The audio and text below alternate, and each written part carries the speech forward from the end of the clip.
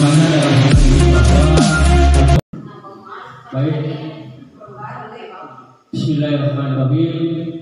Assalamualaikum warahmatullahi wabarakatuh. Yang terhormat Bapak Wakil Kepala UPT SMPN Sahabat Nasabah, yang kami hormati dan banggakan, narasumber kita pada siang hari ini pribadi Ibu Firdayan SPD selaku calon guru penggerak angkatan 11 yang insya Allah akan melaksanakan diseminasi budaya peserta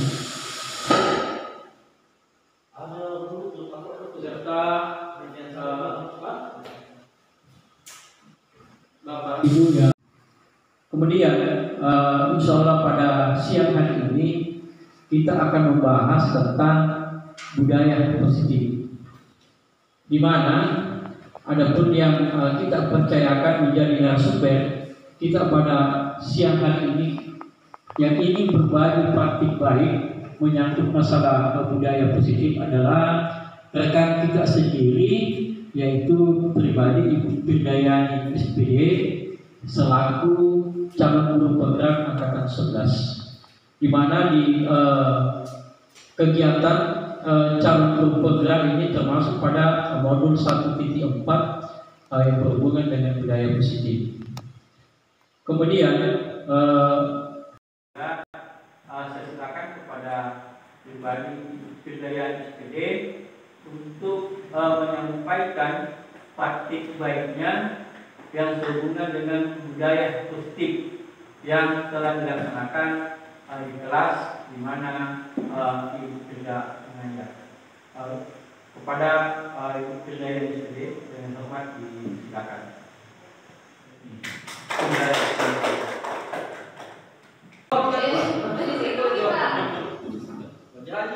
Terima kasih kepada Bapak Kepala UPT SMPN Negeri 7 Masamba yang memberikan kesempatan kepada saya untuk hari ini. Bismillahirrahmanirrahim. Assalamualaikum warahmatullahi wabarakatuh. Selamat pagi Bapak Ibu. Bagaimana kabar hari ini? Alhamdulillah. Yang saya hormati Kepala UPT SMP Negeri 7 Sadap Masamba, yang saya hormati Wakil Kepala UPT SMP Negeri 7 Sadap Masamba, yang saya hormati pula Bapak Ibu Guru yang telah meluangkan waktunya untuk membersamai saya pada hari ini. Alhamdulillahirrahmanirrahim. Wassalatu wassalamu ala asyrafil anbiya wal mursalin wa ala alihi washabihi ajmain amma ba'd. Puji syukur marilah senantiasa kita panjatkan atas kehendak Allah Subhanahu wa taala, karena di pagi ini kita masih diberi kekuatan, kesehatan, umur panjang sehingga kita bisa berkumpul untuk melaksanakan tugas kita setiap hari Sabtu, yaitu pertemuan komunitas belajar. Salawat dan salam selalu tercurah kepada baginda Nabi Muhammad SAW. Semoga kita semua di akhir kelak mendapatkan syafaat dari beliau. Amin amin ya rabbal alamin.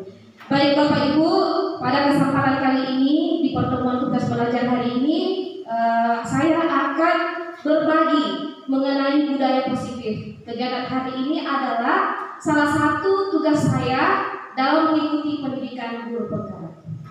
Jadi di sini diseminasi modul 1.4 mengenai budaya positif oleh saya sendiri Firdayan SPD, di mana budaya positif adalah pembiasaan positif yang kita lakukan di sekolah. Pembiasaannya seperti mana? Misalnya budaya senyum, salam, sapa, sopan, dan santun. Pembiasaan positif seperti melaksanakan sholat zuhur berjamaah, sopan terhadap sesama, saling menghargai, itu yang disebut dengan pembiasaan positif, akhirnya menjadi budaya positif.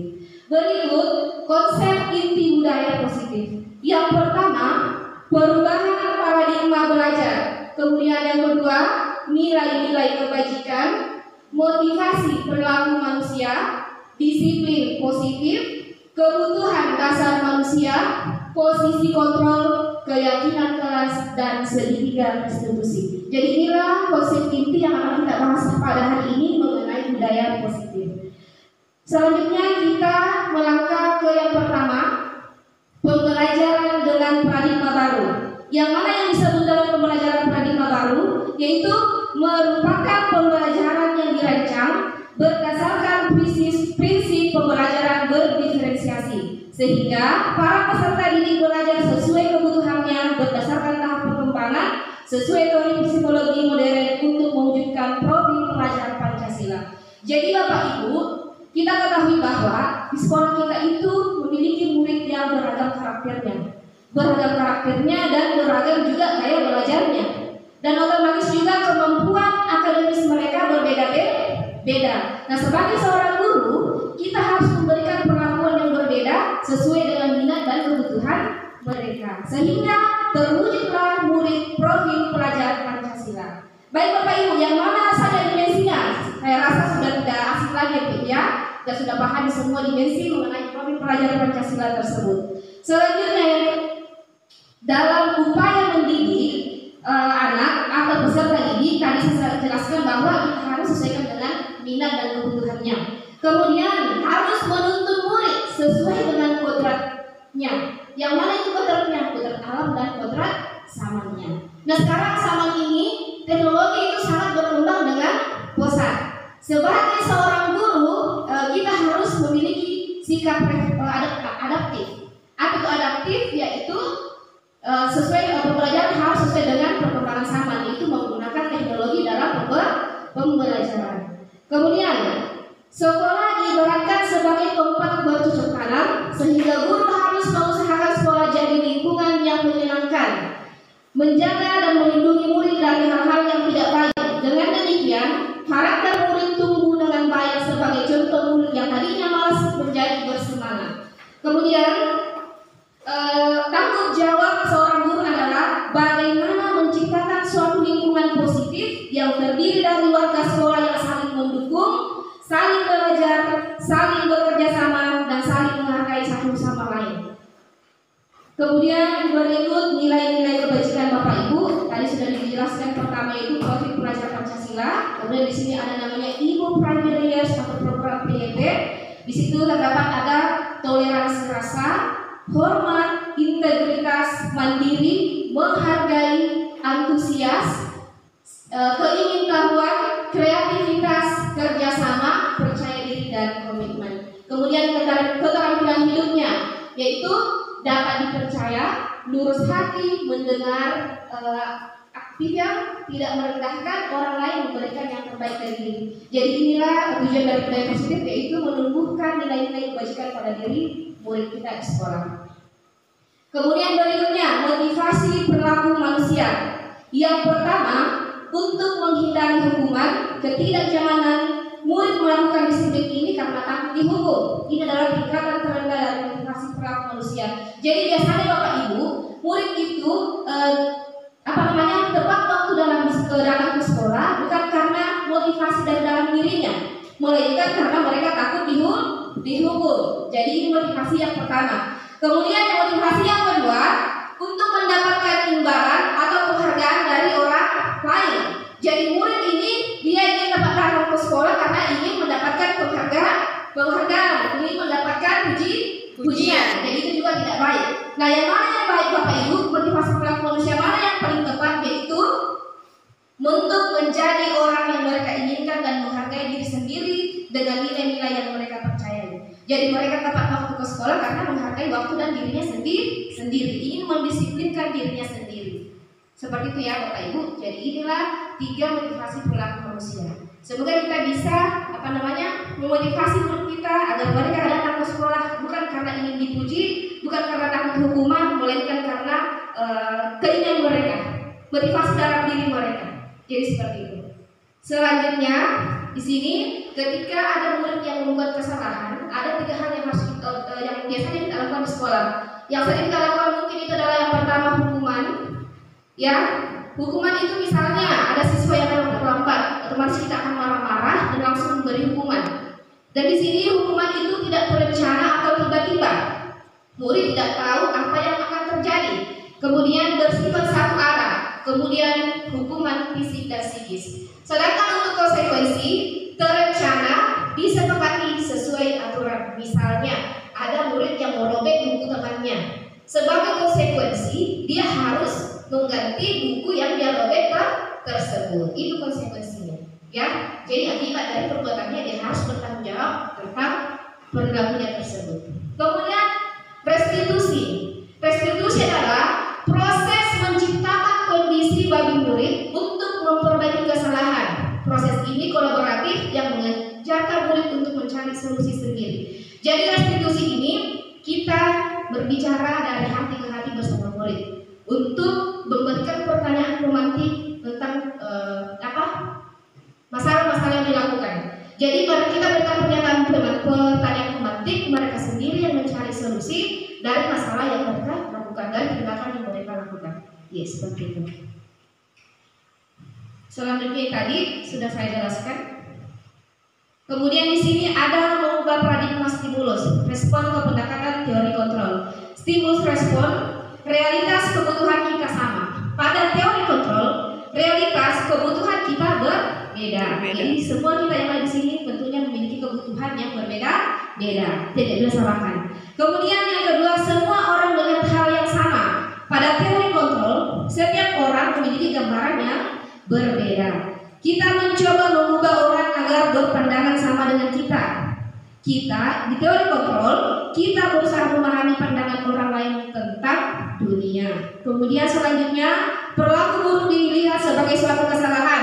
Teori kontrol, semua perilaku memiliki tujuan. Orang lain bisa mengontrol saya. Di teori kontrol hanya Anda yang bisa mengontrol diri Anda. Jadi kita tidak bisa mengontrol orang lain, ya. Yang bisa mengontrol diri kita sendiri adalah kita sendiri. Yang bisa kita lakukan untuk orang lain hanya memberi motivasi dan memberi informasi. Ya, seperti itu. Selanjutnya, disiplin positif. Dalam budaya positif ada namanya disiplin positif. Disiplin berasal dari kata disiplina yang artinya belajar. Disiplin mengacu pada disiplin diri yang memiliki tanggung jawab terhadap apa yang dilakukan berdasarkan nilai-nilai yang diyakini. Disiplin positif merupakan salah satu cara penerapan disiplin yang bertujuan untuk menumbuhkan kesadaran serta memberdayakan peserta didik tanpa imbalan penghargaan lewat ancaman maupun hukuman. Jadi sebagai pendidik, tujuan kita adalah menciptakan murid yang memiliki disiplin diri sehingga mereka berperilaku mengacu kepada nilai-nilai kebajikan universal dan memiliki motivasi intrinsik dalam perubahan perilaku ke arah yang lebih baik. Saya sudah jelaskan bahwa motivasinya dari dalam dirinya sendiri, bukan karena takut hukuman, bukan karena ingin penghargaan, bukan untuk dipuji, tetapi untuk kesadaran dirinya sendiri. Tumbuh nilai-nilai dalam dirinya yang dia yakini. Ya, seperti itu. Kemudian selanjutnya, kebutuhan dasar manusia. Kebutuhan dasar manusia adalah segala sesuatu yang kita lakukan untuk mendapatkan apa yang kita lakukan, memiliki tujuan tertentu, dan semua usaha terbaik yang kita lakukan agar kebutuhan dasar kita terpenuhi dengan baik. Jadi Bapak Ibu, semua kita yang hidup di dunia ini memiliki kebutuhan. Ya, kebutuhan apa saja? Yang pertama, ada 5 kebutuhan dasar manusia ya Bapak Ibu. Yang pertama, bertahan hidup, yang mananya itu makanan, pakaian, tempat tinggal, keamanan dan kesehatan. Yang kedua, kasih sayang dan rasa diterima. Rasa diterima ini dipedulikan, berbagi, kerjasama menjadi bagian dari kelompok. Jadi bisa lingkungan yang positif, lingkungan yang aman, saling menghargai satu sama lain, itu termasuk kebutuhan kasih sayang dan rasa diterima. Seperti saat ini Bapak Ibu menghadiri destinasi pada hari ini salah satu bentuk kasih sayang dan rasa diterima. Kemudian yang ketiga, penguasaan, harga diri, keingintahuan untuk dianggap, memimpin berprestasi, diakui dan didengar. Kemudian kebebasan, mandiri, memilih pilihan, mencoba hal baru, mampu mengendalikan arah dirinya. Kemudian yang terakhir yang kelima, ada kesenangan, yaitu bermain, humor, antusiasme dan tertawa. Nah, biasanya apabila kelima kebutuhan dasar manusia ini tidak terpenuhi, akan berperilaku juga terhadap perilaku kita. Seperti halnya dengan murid kita di sekolah, jika ada salah satu kebutuhan yang tidak terpenuhi, maka mereka akan berperilaku yang aneh-aneh, ya. Jadi kalau ada murid kita yang bertingkah aneh-aneh di sekolah, berarti ada kebutuhannya yang tidak terpenuhi. Jadi seperti itu Bapak Ibu. Kemudian di sini Bapak Ibu di disiplin positif berikutnya kontrol guru. Ada 5 posisi kontrol guru. Yang pertama, penghukum, membuat merasa bersalah, teman, pemantau, dan manajer. Berikut terdapat video tentang 5 posisi kontrol guru. Silakan disimak Bapak Ibu.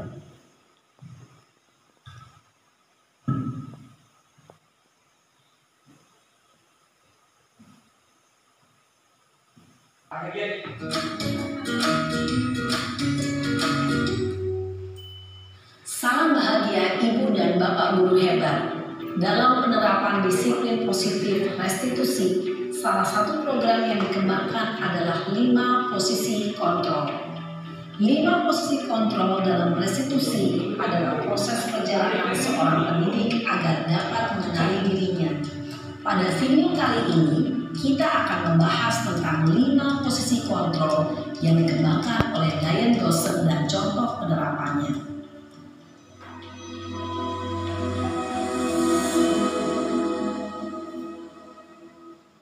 5 posisi kontrol itu adalah: 1. Posisi penghukum, 2. Posisi pembuat rasa bersalah, 3. Posisi teman, 4. Posisi pemantau atau monitor, dan 5. Posisi manajer.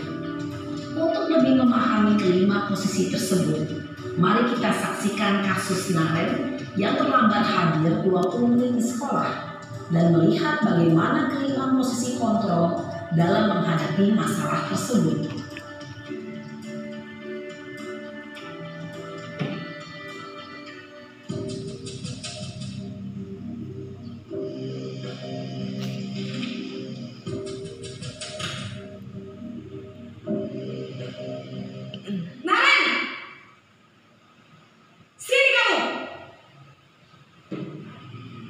Selamat pagi, Bu. Selalu terlambat. Kamu deh, pasti terlambat. Maaf, Bu. Saya Apa? Apa coba? Alasan kamu apa lagi? Kapan sih kamu tidak terlambat?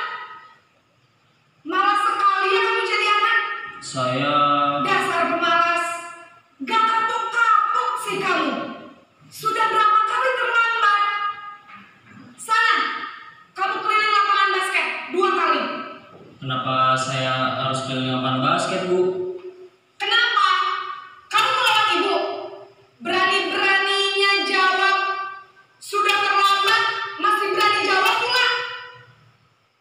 Sekarang, keliling lapangan basket 5 kali sekalian. Biar kapok. Cepat. Pergi sana ke lapangan basket.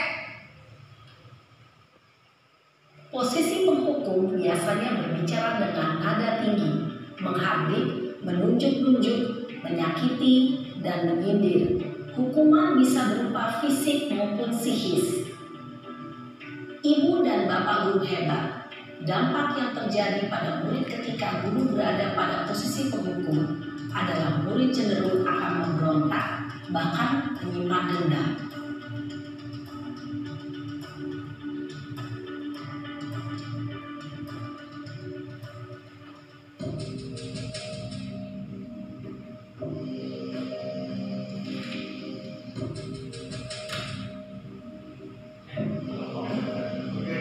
Naren!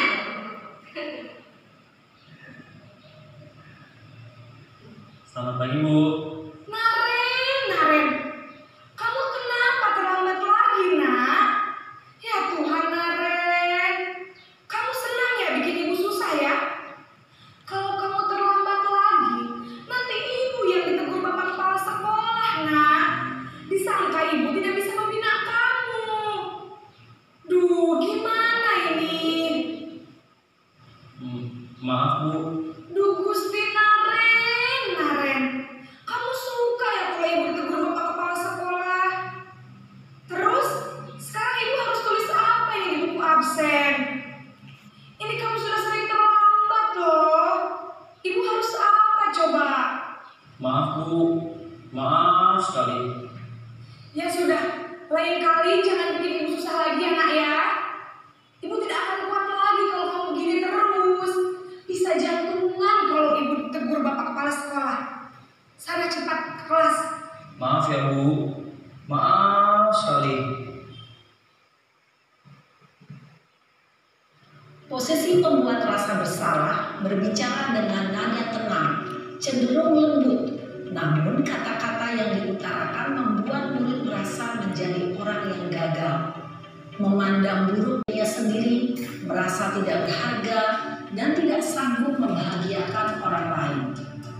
Ketika guru mengambil posisi pembuat rasa bersalah, murid akan menganggap dirinya yang bersalah dan ia akan menyimpan emosi negatif tersebut di dalam dirinya.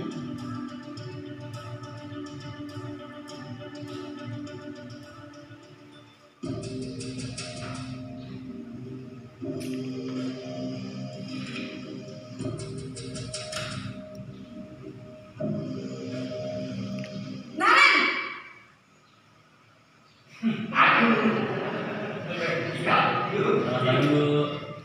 Wah, sudah jam berapa ini, Nak?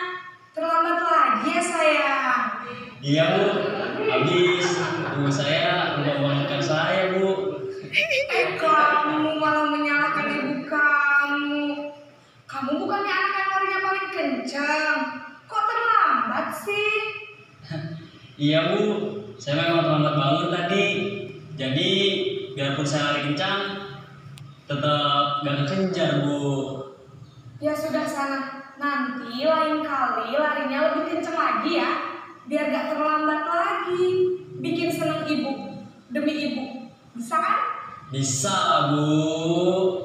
Ya sudah sana masuk kelas. Ibu beresin urusan absen kamu. Kamu ini ada-ada saja. Dalam posisi teman, guru berbicara dengan nada suara ramah, akrab, cenderung bersenda gurau untuk menjaga suasana tetap santai. Murid akan merasa senang, aman, dan akrab dengan guru. Identitas yang tercipta adalah identitas sukses atau berhasil. Namun, perlu diingat, karena ini masih dorongan eksternal, maka ada faktor ketergantungan dari murid kepada orang tertentu. Di sini guru aksennya, sehingga di lain waktu murid bisa berperilaku baik, namun hanya kepada orang-orang tertentu saja.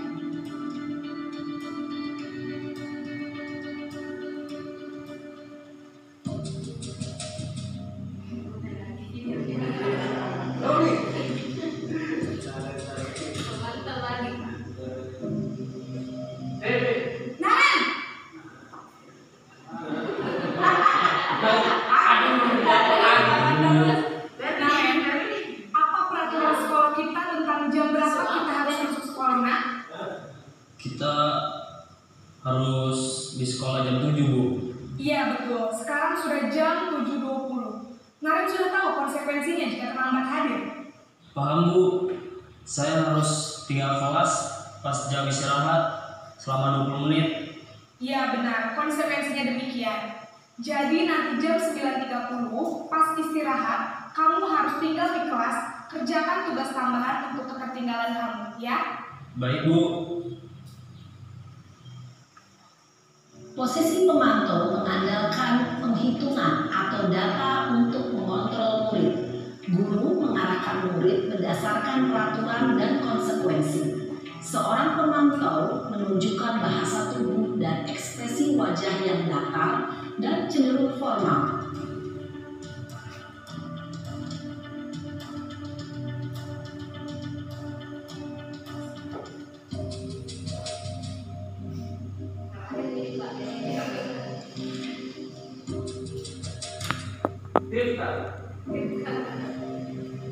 Naren!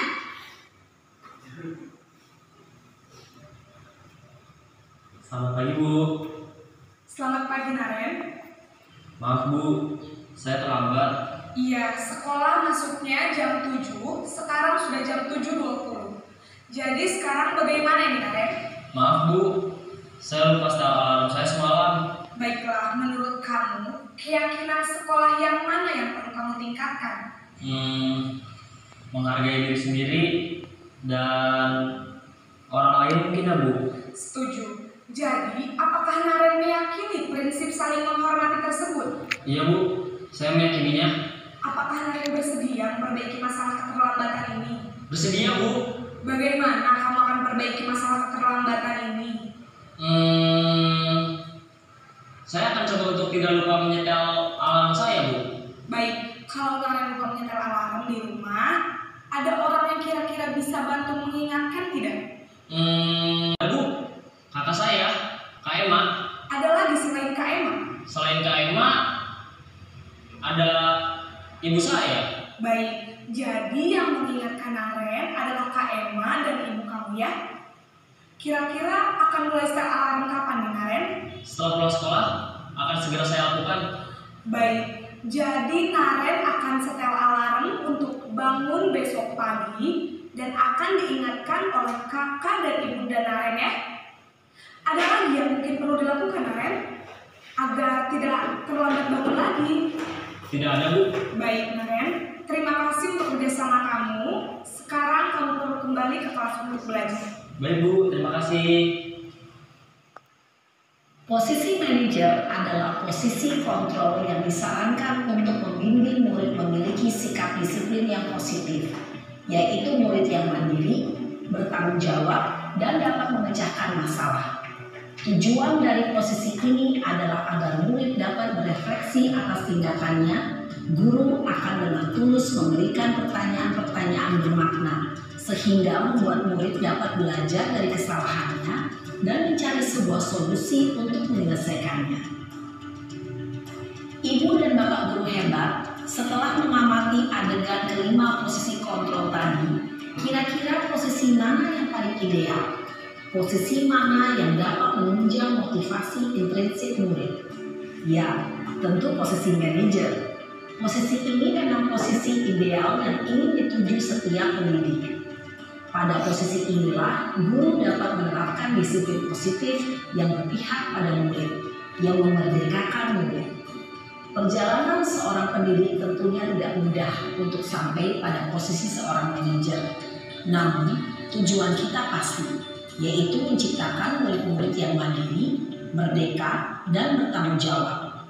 Semoga penggambaran 5 posisi kontrol yang telah diperlihatkan ini dapat menjadi ajang refleksi bagi kita semua, agar dapat terus mengasah dan menerapkan disiplin positif yang memerdekakan murid. Mari terus berlatih dan bersemangat. Selamat menerapkan. Salam dan bahagia Ibu dan Bapak guru hebat.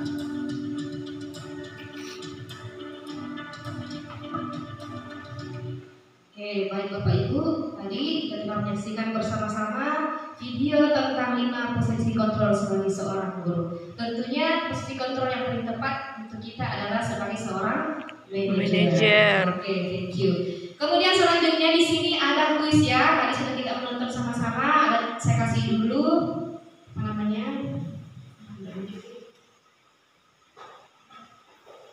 Oke, sebelum kita masuk kuisnya, kita ada di sini beberapa contoh penerapan posisi kontrol guru. Tadi sudah disaksikan pada video yang sering terlambat. Kemudian di sini ada kasus siswa tidak memakai atribut lengkap pada saat upacara bendera.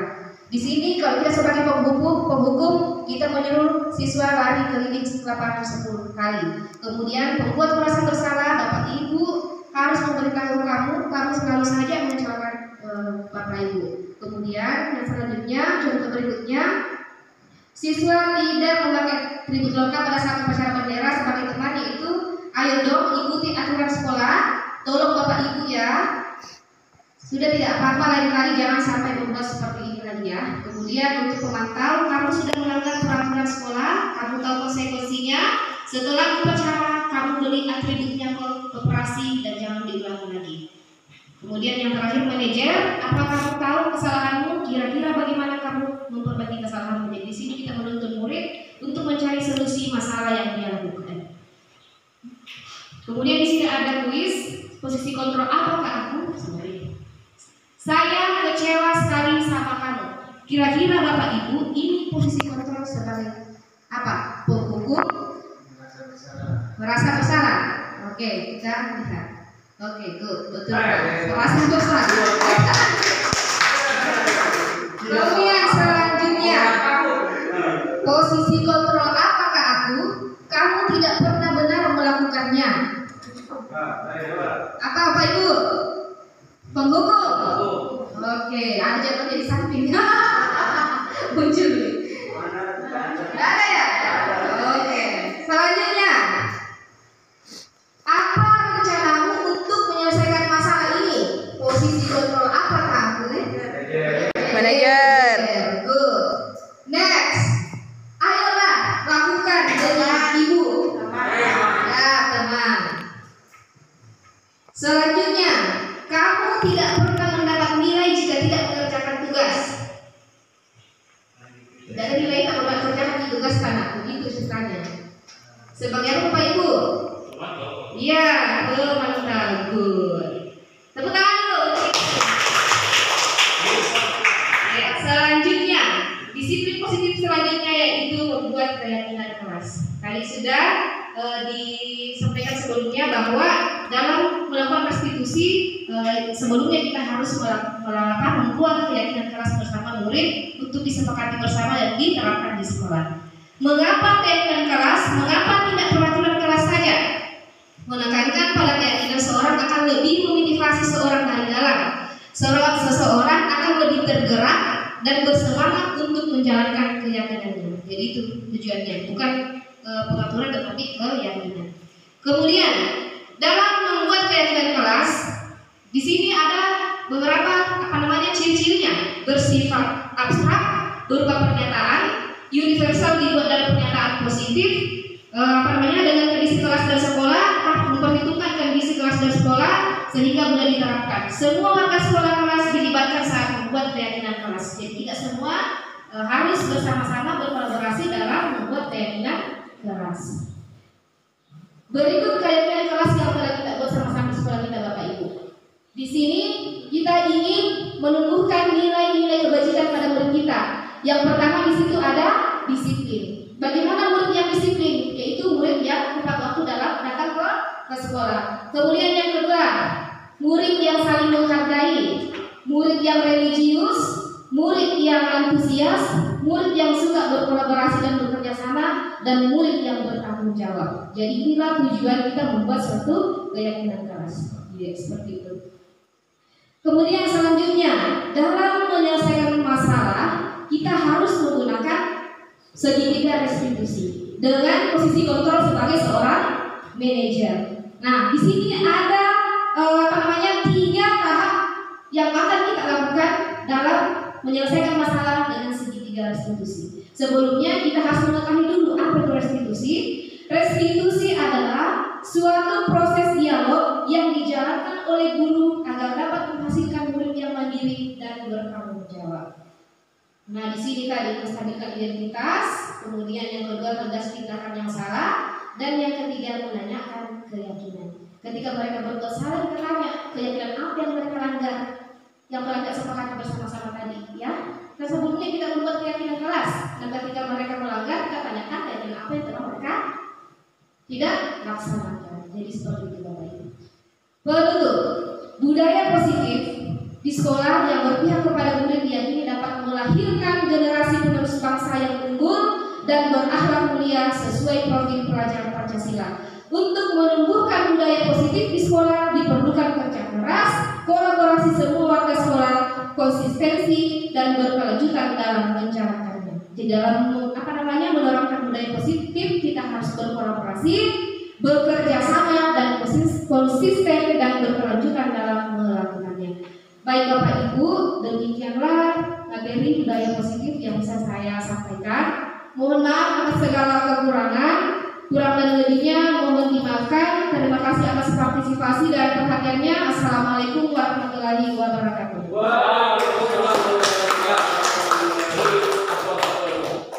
Baik Bapak Ibu, demikianlah tadi berbagi praktik tentang budaya positif yang disampaikan oleh Ibu Firdayani yang sangat luar biasa. Dari pemaparan Ibu Firdayani tadi mungkin ada hal-hal yang Bapak Ibu ingin komunikasikan, apakah yang sudah pernah dilakukan di kelas atau hal-hal yang bagaimana. Jadi melalui kesempatan ini kalau ada yang ingin sharing dengan rekan kita, saya kasih kesempatan yang pertama 2 orang. Ada Pak yang mau disampaikan tentang budaya positif di sekolah kita? Bagaimana Bapak Ibu, sudah cukup?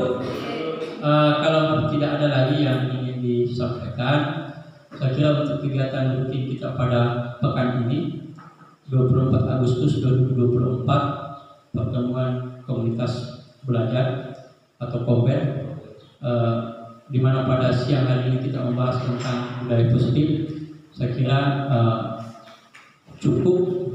Mudah-mudahan kita semua diberikan kesehatan sehingga insya Allah di hari Senin kembali kita bertemu di sekolah kita ini. Selamat berlibur akhir pekan. Semoga Bapak Ibu semua diberikan kesehatan dan diberikan hal-hal yang baik. Saya cukup kami ini mengucapkan wabillahi taufiq wal hidayah. Assalamualaikum warahmatullahi wabarakatuh. Waalaikumsalam.